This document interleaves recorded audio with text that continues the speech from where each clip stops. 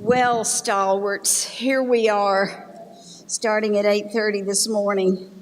And I have to say, at 75 years of age, my brain is a little gone, so this is going to be short. But it has to end with a tremendous thank you. It is the only right way to proceed. To Mary Ellen Rudolph, our program chair, her program committee, there are some of you here still standing. To Jackie, where are you, Jackie? Our wonderful executive director who has worked so hard to pull this together. Her terrific staff who has worked so hard to support her. And our moderators, Mary Ellen, who's here. There are other moderators here today. I thank you. They helped shape these panels, working with some experts, in addition to the planning committee, within the WCC. And you know who you are, and you did a great, great job. I think that we have to thank our exceptional panelists today. The richness of this is not to be taken lightly. And certainly our keynoter, Anna Oliveira, she got us off on the right note, and I'm going to refer to a couple of things she said. Thank you, Anna, and for the work you do for New York. And I want to thank you, the audience. Without you, we're not here. We would all be damn virtual. And there's some of us that don't want to be virtual. I like to see who's talking. I like to take it in and learn it. There have been a lot of themes and actions today. I am not doing a summary. Aren't you happy?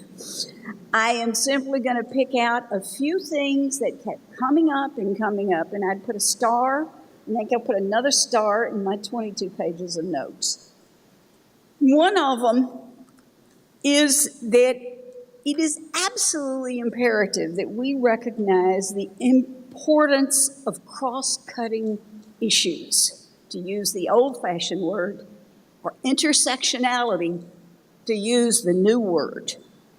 We used to talk about a holistic approach to making things happen. Well, all in the world that means is that education and health and housing and homelessness and, God knows, income inequality are pivotally interrelated, and we separate them into smokestacks at our peril.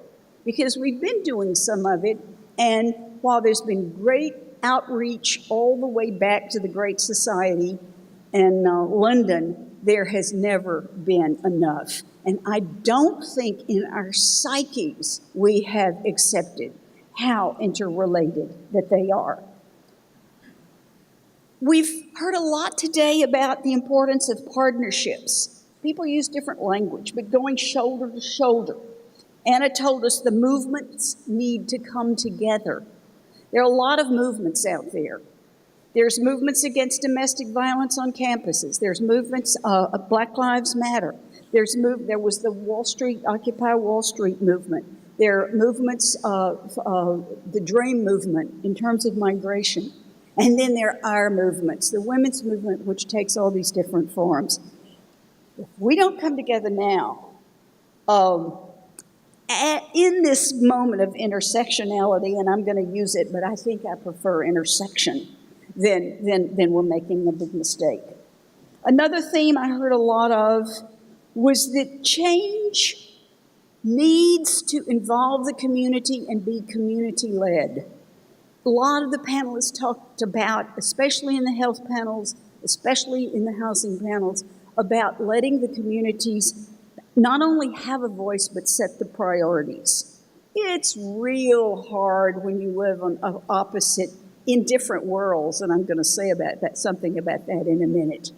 It's real hard to communicate with the people you're trying to help, and it's probably real hard to take help from people who do not understand what you really need. So these moments are really coming to fruition. I was blown away today by the fact that the word segregation came up. Now, I'm from the American South, and I only knew segregation meant one thing. It meant black schools and white schools. And the opposite of segregation was integration. There is not one topic that we have talked about today. There is segregation in housing that is extraordinary. There was segregation in health care that I had never called by its name. Whether maybe I called it Medicare, maybe I called it Medicaid, maybe I called it private, what is it, Katie? Private services, private physicians. But it's this segregation. It's just another form of keeping people separate. And it's almost a kind of apartheid. I was really stunned by just how these worlds do not overlap in terms of even public policies, or how these problems, and I will, as the person who studied income inequality all her life, income inequality is just another word for class. It's just that class has this concept of barricades, and income inequality is something we're supposed to live with. And when my great professor at Columbia, Herb Gans, wrote his book a few years ago, and I saw him the other night, and I showed it to him, and I showed him the conference thing. He was very impressed. And he said, "Why didn't you call it more equality?" And the truth is that it is a powerful fact of life in even our great republic. And we have got to not only become comfortable talking about it, but we've got to show that even the panel that just finished talking here, they were focusing on trying to help low-income people in a city. It's really the tale of two cities. That is not a crazy way to talk about much of what's going on. And by the way, I live across the street from Grant Houses. And if you want to go over and visit friends of mine, it's all the social worker friends of mine have been in projects. I had not been in projects till I have two sets of friends in Grant Houses. It's a hell of a way to live. And they're fabulous, fabulous people who bail me out in many different ways. I wanted to say to you that there is one remaining theme that came out. Anna kicked us off with it this morning, and it is probably the only way to close this meeting, and that is that there is a brutal, ferocious need for action. Advocacy like we have never seen before in the United States of America and in New York City today. And that advocacy is going to call on us at the Women's City Club in ways that we probably haven't. What was the great old line of, who was the beautiful woman at Columbia? "We must march, my darlings." But we're going to, things are happening under our feet that are going to call for a kind of advocacy that is going to go beyond some of the things we're doing. And I would hope that those of you who aren't members of the Women's City Club here, that is what we do. We do it really well. There are women in this room that do know how to get things done, and I hope you will join us. Jackie mentioned several ways for you to get involved with us. Certainly become a member. It's in your packet.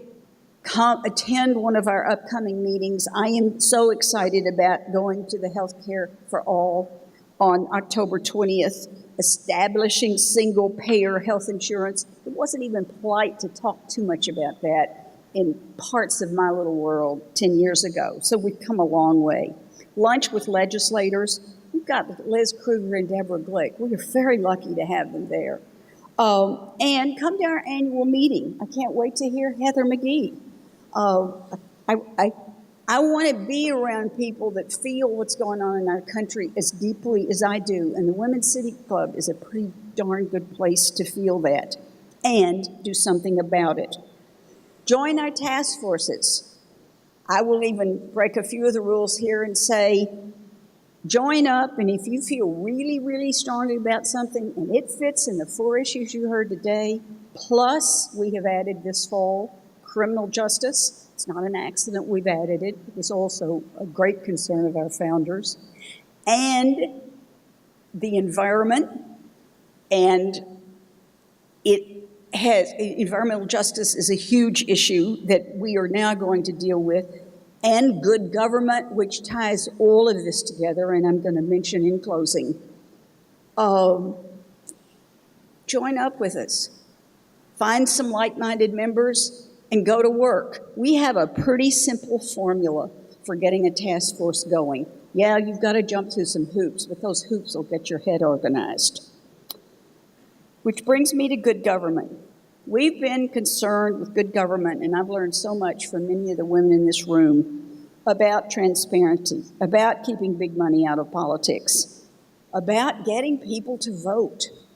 The Women's City Club was founded 5 years before women had the vote, and part of their goal was to give us the vote so we could fix things. And if there's ever a season, if there's ever a year, 2016, when we have to fix things, this is it. Because Anna told us about the backlash, perhaps we have not been sufficiently prepared for the backlash. We've made progress because of two steps forward and one step back. We cannot start taking one step forward and go back 40 yards. And this is like going back 40 yards if we don't pay very, very close attention. We can't permit it. We have got to vote. We have got to get people out to vote. I have a car. I'm willing to drive people. We've got to do whatever it's necessary to carry on our advocacy and make New York a better place for all. Thank you. Thank you for coming, and see you soon.